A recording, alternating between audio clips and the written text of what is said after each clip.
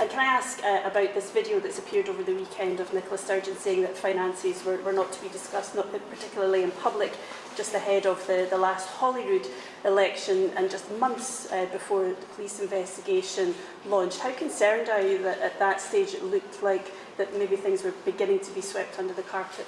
No, I think she was warning about any misreporting of the party's finances in the public domain. So that was in March 2021. We're obviously in a different position now, and my absolute focus is to make sure that we get auditors in place, and that's first and foremost exceptionally important given the Electoral Commission deadline, and of course to do everything I can to make sure our party finances are on as steady a footing as possible.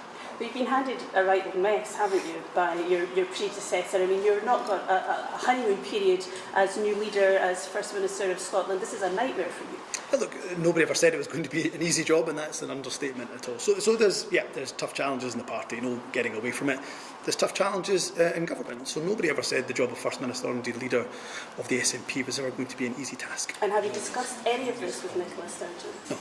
Why not? Because I think it would be wholly inappropriate to discuss a live police investigation with Nicola Sturgeon or indeed Peter Murrow. Nicola knows that, I know that, Peter knows that.